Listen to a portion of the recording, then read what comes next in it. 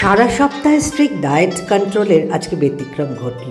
রবিবারে সকালে special breakfast সাদা ফুলকো লুচি আর সাদা আলুর তরকারি মাস্ট। তাই যেমনি ভাবা তেমনি কাজ।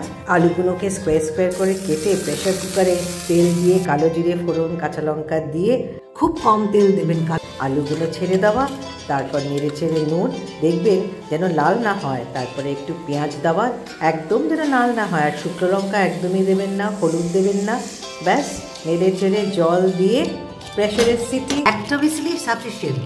জল মোটেও বেশি দেবেন না, আমি হাফ কাপ জল দিয়েছি। তারপর একটা পাত্রে ময়দা নিয়ে ময়াম দিয়ে, খুব বেশি তেল দেবেন না কিন্তু সাবধান, ভালো করে মেখে লেচি করে। এখানে বন্ধুরা জানিয়ে রাখি যে আমি চাকি ইউজ করি না, কিচেনের কাউন্টার টপে আমি লুচি বেলি, তাইতে তাড়াতাড়ি হয়। শুরু হয়ে গেল বেলা, তারপরে গরম তেলে ছাড়া।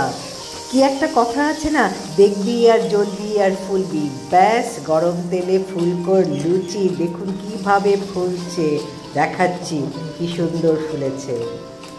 আর লুচি আমার দেখুন একদম সাদা, ধপধপ করছে সাদা। আজ সিদ্ধার্থ ভীষণ খুশি, ভেরি হ্যাপি।